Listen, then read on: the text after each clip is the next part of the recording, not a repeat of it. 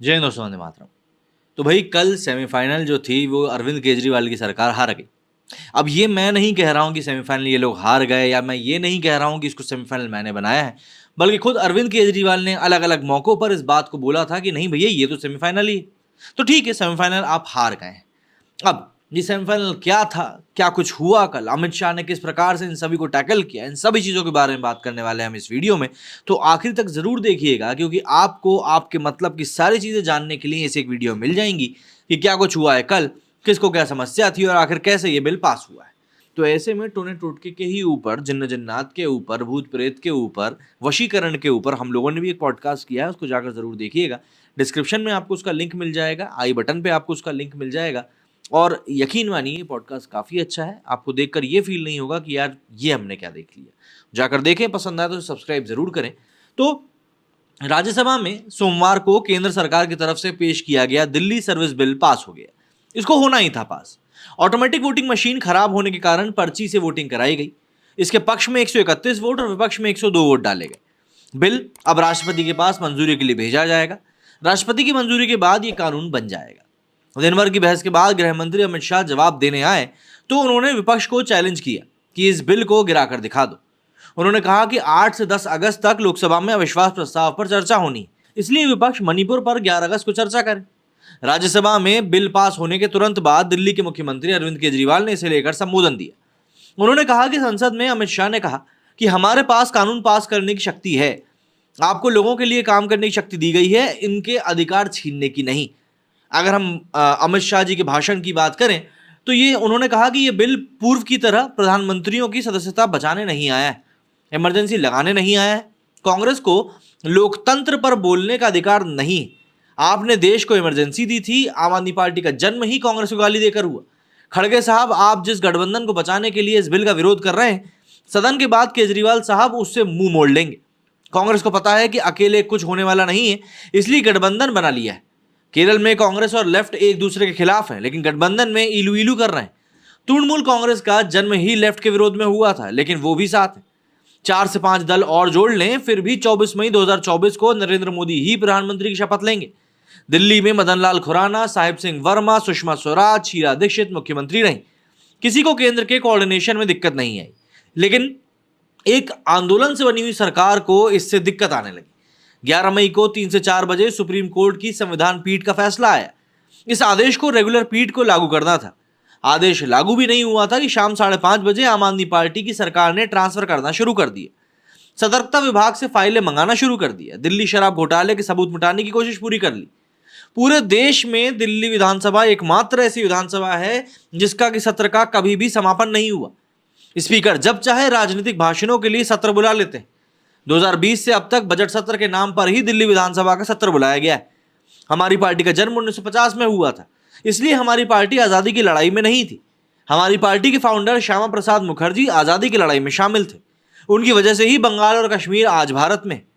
आप कहते हैं कि हमें नागपुर से इशारा आता है, नागपुर भारत में ही है। आपको तो रूस और चीन से इशारा आता है। बिल का उद्देश्य यहां पर भ्रष्टाचार विहीन शासन करना है।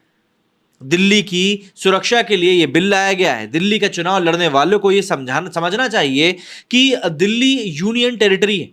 मैं मणिपुर पर चर्चा के लिए तैयार हूं। हमारे पास छिपाने के लिए कुछ नहीं है। विपक्षी है जिनके पास छिपाने के लिए कुछ है। आप चर्चा होने ही नहीं दे रहे हैं। अगर खड़गे जी 11 अगस्त को चर्चा के लिए हाँ कहते हैं तो मैं भी इसके लिए तैयार हूं।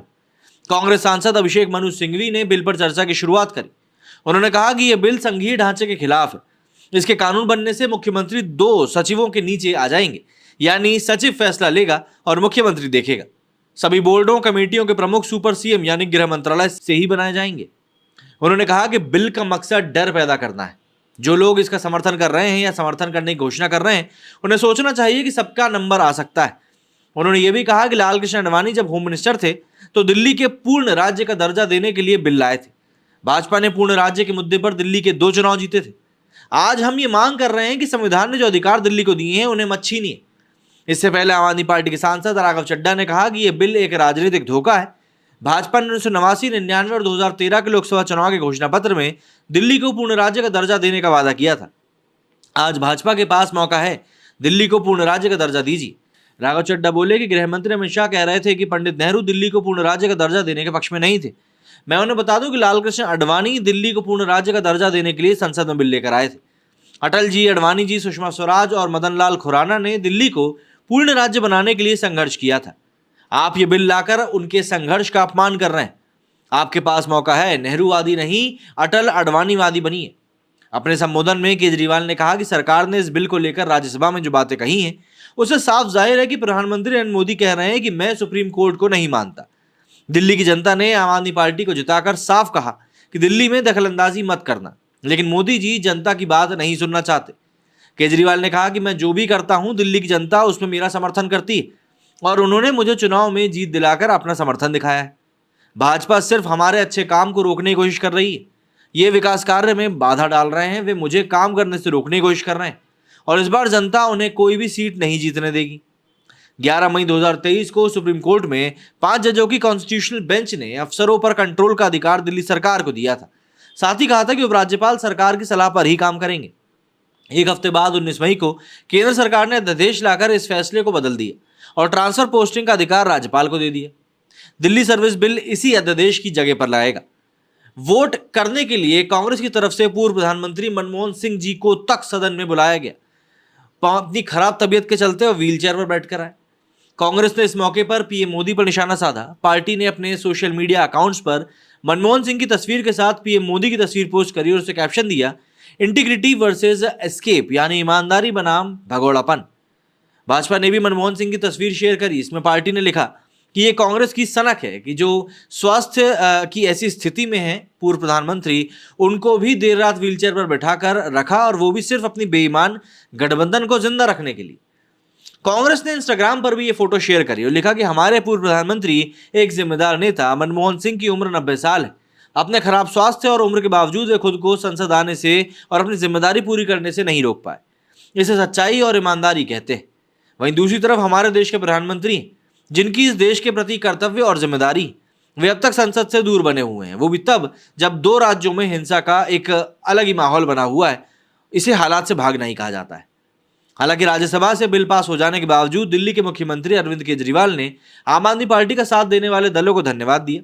उन्होंने कहा कि भाजपा की तरफ से लाए गए इस काले कानून के खिलाफ संसद के अंदर और बाहर बहुत सारी पार्टियों ने, बहुत सारे नेताओं ने दिल्ली के लोगों का साथ दिया।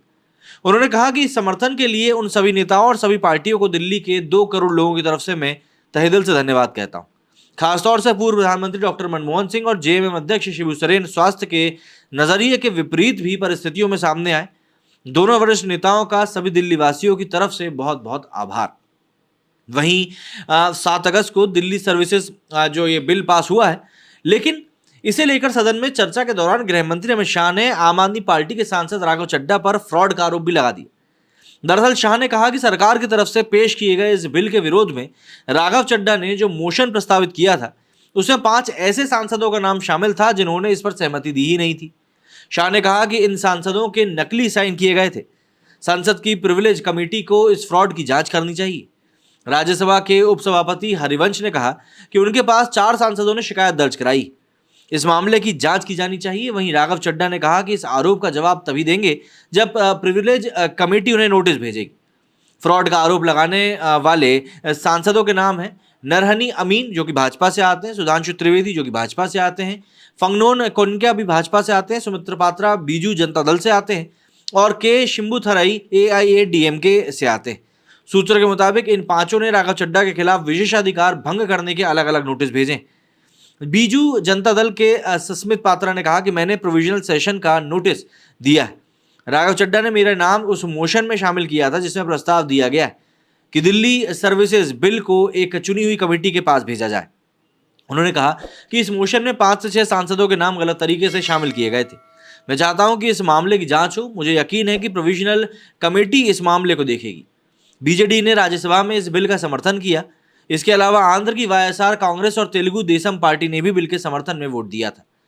अगर आपको पूरा मामला अभी भी नहीं समझ में आया तो इसको ऐसे समझिए कि राज्यसभा में जब दिल्ली सर्विसेज बिल पर चर्चा हुई उसके बाद उपसभापति हरिवंश ने इसे पारित कराने के लिए विपक्षी सदस्यों द्वारा लाए गए अमेंडम को रखवाना शुरू किया।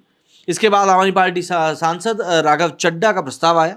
इन्होंने विधेयक को प्रवर समिति को भेजने का प्रस्ताव दिया। इसमें समिति सदस्यों के नाम भी थे।